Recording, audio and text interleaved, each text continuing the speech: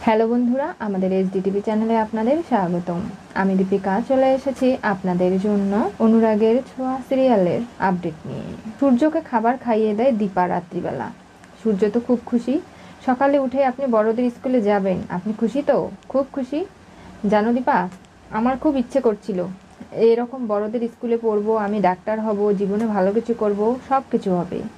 আপনাকে এখন ওষুধটা খাইয়ে দেবো, আপনি নিশ্চিন্ত হয়ে ঘুমোবেন। সকাল সকাল তাড়াতাড়ি উঠতে হবে তো।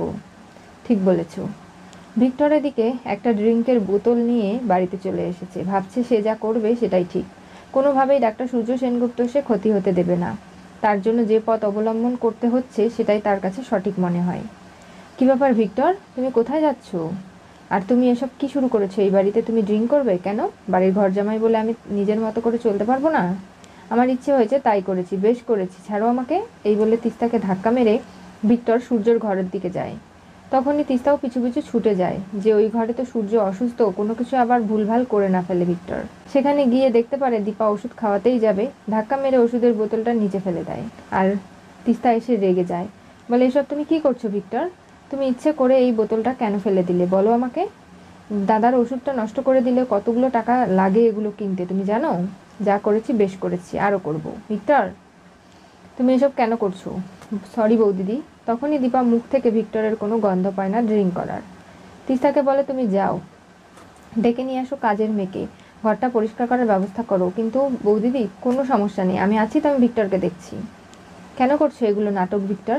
তুমি তো ড্রিঙ্ক করোনি, তোমার মুখ থেকে আমি কোনো গন্ধ পাইনি। এসব নাটক না করে তুমি চাইলেই সোজাসুজি ওষুধটা বদলে দিতে পারতে, পাল্টাতে পারতে, কেন করলে না? আমাকে বলো সেটা। দেখো, তোমার এই অভিনয় আমার কাছে কিন্তু চলবে না, একদম ঘ্যান ঘ্যান করবে না বলে দিচ্ছি। এগুলো শুনতে ভালো লাগে না। তিস্তা এসে তার স্বামীর হয়ে ক্ষমা চায় দীপার কাছে, বলে তুমি বুঝতে পারছো তো ও নিজের মধ্যে নেই, ওকে আমি ঘরে নিয়ে যাবো। ভিক্টর চলো তুমি। কোনোভাবেই যেতে চায় না। ভিক্টর রেগে যখন সূর্য দীপার ঘর থেকে বেরিয়ে যাচ্ছিল, ইরা কফি খাচ্ছে, তখনই দেখতে পায়। এরপরে পিছু নেবে, তখনই তিস্তাকে দেখে আর কোনোভাবেই পিছু পিছু যায় না। এদিকে কাজের মেয়ে ঘরটা মুছে দিয়েছে। ওষুধের বোতলটা দেখে সূর্য বারবার কেমন জানি করছে। দীপা ভাবে আমার কাছে নতুন একটা প্যাকেট রয়েছে যেখান থেকে আমি আপনাকে ওষুধ খাইয়ে দেবো, আপনি একদম কোনো চিন্তা করবেন না ডাক্তারবাবু। এরপরে সূর্যকে ওষুধ খাইয়ে দেয়, তাকে শুইয়ে দেয়। সূর্য তো খুবই আনন্দিত, কালকে তাড়াতাড়ি উঠতে হবে বলে ঘুমিয়ে পড়ে। ইরা এসে দেখে বলে কি ব্যাপার? আমি এলাম দেখতে যে উনি ঘুমিয়েছেন কিনা। ওনার ওষুধ খাওয়ানো হয়ে গেছে? হ্যাঁ, আমি বললাম তো ইরা, সব কিছু আমি ঠিকঠাক করে দিয়েছি। তারপরেও তোমাকে ওষুধগুলো কেন দেখতে হবে? আমি একজন ডাক্তার, ওনার বউ হওয়ার সঙ্গে সঙ্গে, তাই আমি কি ওষুধ দেখলে খুব ক্ষতি হয়ে যাবে? দিদি, আমি কি কোনো খারাপ কথা বলে ফেললাম? তুমি এই ঘরে থাকতে চাও না? কারণ আমি নিজেরই শরীরটা ভালো নেই, আমাকে বিশ্রামের দরকার, তাই আমি আমার ঘরে গিয়ে থাকবো। উনি এখানে থাকুক না। যাবার সময় ভাবে যে আমি এই ঘরে থাকলে দোষ হবে, তাই আমি কোনোভাবেই থাকলাম না। কালকে সকালে সূর্য তো উঠতেও পারবে না, আর বড়দের স্কুলে যেতেও পারবে না। তুমি কোনোভাবেই ওনাকে নিয়ে যেতে পারবে না দিদি, তুমি শুধু দেখো কি হয়। দীপা ভাবে এই ইরা এবং ওর দাদা বৌদির চালচলন কোনোভাবেই দীপার ভালো লাগছে না। যা কিছু হচ্ছে এর মধ্যে ষড়যন্ত্র রয়েছে, বড়সড় ষড়যন্ত্রের শিকার দীপা তার পরিবার না হয়, তার জন্য ডাক্তারবাবুকে সে সব ধরনের রক্ষা করার প্রতিশ্রুতিবদ্ধ। সে নিজের আপ্রাণ চেষ্টা করছে সূর্যকে বিপদ থেকে রক্ষা করতে। আদৌ কি পারবে কিনা সেটা নিয়েও যথেষ্ট সন্দেহ দীপার মনে তৈরি হয়েছে। সকালবেলা সবাই সেজেগুজে তৈরি হয়েছে, হলরুমে সবাই বসে আছে। তখনই ইরা এসে নামে তার দাদা বৌদির সঙ্গে। ইরা বলে কি ব্যাপার, আপনারা সবাই যাচ্ছেন বুঝি? হ্যাঁ। কেন, তুমি যাবে নাকি? না, আমার শরীরটা খারাপ তো, তাই যাব না। সোনারূপা এসে বলে দিদিভাই তোমরা সবাই যাবে, আমরা যদি বড়দের পোশাক পরে যাই তাহলে ভালো হয় না? দেখলে তো বাবা কালকে তোমাদের ছোট ক্লাসে গিয়ে কিভাবে রিয়াক্ট করলো। আজকে যদি গিয়ে আরও বেশি খারাপ কিছু হয় তখন কি করবে বলো? আর তোমরা বড়দের মতো সেজে গেলে তোমাদের স্কুলে যেতে হবে না, তাই বুঝি খুব আনন্দ হচ্ছে, তাই না? এই আনন্দগুলো করে লাভ নেই, যাও স্কুলে যাও। তিস্তা, তুমি ওদের স্কুলে পৌঁছে দিয়ে আসবে, আবার নিয়ে আসবে সঠিক সময়ে, মনে থাকবে তো? হ্যাঁ। দীপা কোথায়? এখনো আসছিস না কেন সূর্যকে নিয়ে? আমরা তো সবাই তৈরি, ডাক্তার সান্যালও চলে এসেছে। তখনই দীপা সূর্য নেমে আসা দেখে ইরা অবাক হয়ে যায়, বলে কি ব্যাপার, সূর্য তো আজকে ঘুম থেকে ওঠারই কথা নয়, কি করে উঠলো? কি হলো, ব্যাপারটা বুঝতে পারছি না। সূর্যকে নিয়ে যাবে। সূর্য খুব খুশি, বলে দেখো আমি তোমাদের মতো একদম পোশাক পরে তৈরি হয়েছি, আমাকে কতটা ভালো লাগছে না, আমি এবার বড় ডাক্তার হয়ে যাব। সূর্য, আপনি যাবেন না কেন ইরা? তুমি বাধা দিচ্ছ কেন? কারণ আমার মনে হচ্ছে এইসব কিছু ঠিক হচ্ছে না, ওনার সঙ্গে একটা নাটক করা হচ্ছে, এই নাটকের পার্ট ওনাকে না করলেও চলতো, ওনার এতে ক্ষতি হয়ে যেতে পারে। ইরা একদম বাজে কথা বলবে না। যা কিছু হচ্ছে সূর্য ট্রিটমেন্টের মধ্যেই হচ্ছে, ডাক্তার সান্যালও রয়েছে এবং আমরা জেনে বুঝেই এই কাজটা করছি যাতে সূর্যর স্মৃতি দ্রুত ফিরে আসে। তুমি সেটা চাও না? অবশ্যই চাই, কারণ আমার স্বামীর স্মৃতি ফিরে এলে সব থেকে ভালো তো আমারই হবে। কিন্তু আমার কেন জানি মনে হচ্ছে এই সব কিছু করতে গিয়ে ওনার হিতে বিপরীত না হয়। দেখুন, আপনারা ইরা যখন নিষেধ করছে ওর হাজব্যান্ডকে নিয়ে যেতে পারেন না। একদম বাজে কথা বলবেন না অর্ণব আপনি। আমার ছেলে অসুস্থ, তাকে সুস্থ করার জন্য ডাক্তারের ট্রিটমেন্টের প্রয়োজন, সেগুলোই আমরা করছি। আপনারা বাধা দিতে পারেন না। ইরার সঙ্গে যেমন ওর সম্পর্ক রয়েছে তেমন আমাদের সঙ্গে ওর সম্পর্ক কিন্তু রয়েছে, আর সেই সম্পর্কের দায়ে আমরা যা ভালো মনে করব ওর জন্য সেটাই সিদ্ধান্ত নিতে পারি। আর চলো তোমরা, এখানে কেউ থাকবে না। ইরা হাত জোর করে লাবণ্য সেনগুপ্তর কাছে, বলে না আপনারা ওকে নিয়ে যাবেন না, ওর ক্ষতি হয়ে যাবে। দেখো ইরা, আমি জানি তুমি একজন ডাক্তার, কিন্তু তার থেকেও বড় ডাক্তার কিন্তু আমি নিজে। আমি যেভাবে পরিকল্পনা করেছি তুমি বিশ্বাস করো ও ঠিক হয়ে যাবে। ওর চাইলে আজকেই স্মৃতি ফিরে আসতে পারে, তাই তুমি আর নিষেধ করো না। বুঝতে পারছি বউ হিসেবে তোমার এটা একটা টেনশন হচ্ছে, তবে এই টেনশনের কারণ তুমি নিজেকে বানিও না।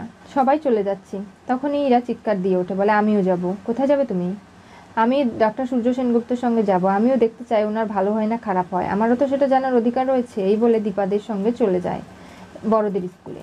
সেখানে এসে সবাই বসে আছে। সূর্য বলছে, কি ব্যাপার, স্যার তো এখনও আসছে না, আমাদের লেখাপড়া আজকে হবে কি না? অবশ্যই আসবে, আমি ততক্ষণ পড়াশোনা করাই। কাকাই তুমি কী বা পড়াবে বলো তো? তখনই গিয়ে হার্ট সম্পর্কে নানা ধরনের কথা বলতে শুরু করলে। সূর্য বলে, এই সরো তো তুমি, এই হার্টটা কে এঁকেছে গো, খুব সুন্দর হয়েছে।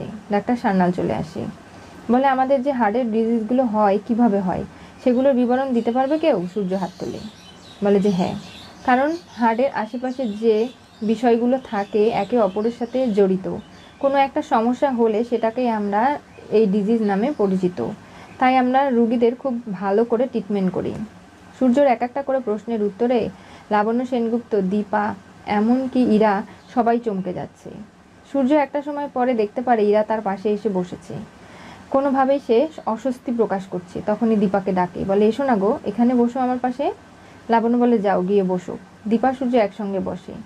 এরপরে সূর্য বই খুলে বসে সকলে বলছে এক একটা প্রশ্নের উত্তর কিছু কিছু শিখিয়ে দিয়েছে ডাক্তার সান্যাল, কারণ সব প্রশ্নের উত্তর যদি সূর্য একলাই দেয় ওর কখনো না কখনো সন্দেহ হতে পারে কেউ কোনো প্রশ্ন করছে না, কোনো উত্তর দিচ্ছে না। এগুলো নিয়ে সূর্য একবার চিৎকার করে, বলে এই দেখো, কেউ বই খোলেনি, আমি বইটা খুলেছি এবং আমি দেখে দেখে সব কিছুই বললাম। বেশ ভালো তো, তুমি যেভাবে রেসপন্স করছো তুমি বড় ডাক্তার হতে পারবে সূর্য, তুমি চিন্তা করো না।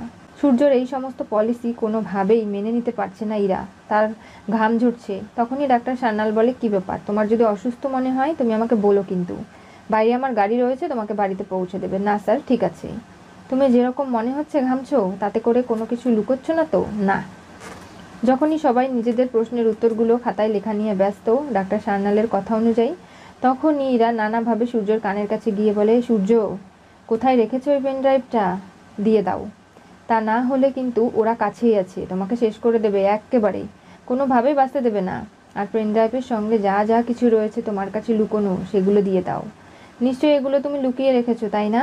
তখনই সূর্যর মনে পড়ে ইরা এর আগে অর্ণবকে সঙ্গে নিয়ে যেভাবে থ্রেট করেছিল সূর্যকে, যেভাবে সূর্যর আজকের এই অবস্থার জন্য ইরা দায়ী, সেগুলো আতঙ্ক ভাবতে লাগে সূর্য।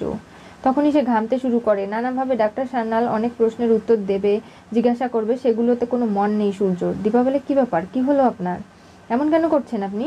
সূর্য কোনো কথারই উত্তর দেয় না, বারবার ইরার কথাটা ভাবতে লাগে যে তারা কাছে এসে গেছে, আমাকে শেষ করে দেবে। না, এই বলে সূর্য চিৎকার দিয়ে ওঠে। এরপরে যেহেতু দীপা ইরা দুজনে বেঞ্চের দুপাশে বসেছে, সূর্য বেরোতে পারে না। তখনই লাফ দিয়ে পরের বেঞ্চে চলে যায়। দরজা খুলে বেরিয়ে যেতে চায়, কাকাই আটকে দেয়। জানলা ভেঙে বেরিয়ে যেতে লাগছে, তখনই জয় দাঁড়া করায়, বলে কি হলো, কিছুক্ষণ আগেও তো ঠিক ছিল, সুস্থ ছিল, এখন কি হলো? তখনই দীপা বেরিয়ে এসে এগিয়ে যায় সূর্যের দিকে, বলে কি হলো কি আপনার, এরকম কেন করছেন? আপনাকে তো বড় স্কুলে পড়াশোনা করে ডাক্তার হতে হবে, তাই না? এরকম করলে কি চলবে? আর মনে মনে ভাবে, ইরা এখানে আসতে অনেক বাধা দিয়েছিল, তার মানে ওকে কিছু বলেছে, বলুন আমাকে কি হয়েছে। সূর্য বলে, না আমার কিচ্ছু হয়নি। সূর্য কোনোভাবেই দীপার কথা শুনছে না, দীপা সামলাতে হিমশিম খেয়ে যাচ্ছে।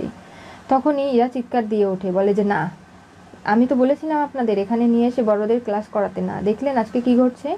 এগুলোর জন্যই বলেছিলাম সাইড এফেক্ট হতে পারে, আপনারা আমার কথার কোনো গুরুত্বই দিলেন না। ওদিকে ইরার দাদা বৌদি ভাবে যে বড় কিছু ধামাকা করতে হবে, তা না হলে সেনগুপ্ত পরিবারের সবাইকে ভাঙা যাবে না, ওদেরকে আটকানোও যাবে না। সূর্য স্মৃতি ওরা ফিরিয়েই ছাড়বে, যেভাবে জোট বেঁধে লেগেছে। কি হতে চলেছে অনুরাগের ছোঁয়া সিরিয়ালের পরবর্তী টুইস্টে? সূর্যকে ক্লাসে পড়ার সময় কুমন্ত্রণা দিয়ে গন্ডগোল পাকালো ইরা, দীপার সামলাতে হিমশিম। আজকে যা কিছু হচ্ছে সেই সমস্ত কিছু দীপা কিন্তু কোনোভাবেই সামলাতে পারছে না। সবকিছু সঠিক নিয়মে দীপার পরিকল্পনায় ডাক্তার সান্যালের বুদ্ধি পরামর্শে চলছিল ভালোই, কিন্তু ইরা মাঝখানে এমন কুমন্ত্রণা সূর্যকে দিয়েছে যে সূর্য পড়াশোনা আর মাথাতেই নেই, কোনোভাবেই ঠান্ডা করা যাচ্ছে না তাকে। নানাভাবে উত্তেজিত হয়ে গেছে, নানাভাবে সে এমন ব্যবহার করছে, আতঙ্কিত হয়ে গেছে যে কেউ তাকে সামলাতে পারছে না, এমনকি দীপার কথাও শুনছে না। এরই মধ্যে পুলিশ নিয়ে হাজির হয়ে যায় অর্ণব এবং ইরাকে মারধর করা হয়েছে। ইরার শ্বশুরবাড়ির বিরুদ্ধে নানা ধরনের অভিযোগ তুলে সবাইকে সেনগুপ্ত পরিবারের অ্যারেস্ট করিয়ে নিয়ে যাওয়া হয়, শুধু সূর্য এবং দীপাকে বাদে। এরপরে সূর্যকে বাঁচানোর জন্য দীপাকে নানা ধরনের শর্ত দেওয়া হয়। সেই শর্তে আদৌ কি দীপা রাজি হবে? জানতে চোখ রাখতে হবে আমাদের চ্যানেলে। পাশে থাকা বেল আইকনটি অবশ্যই করে ক্লিক করুন।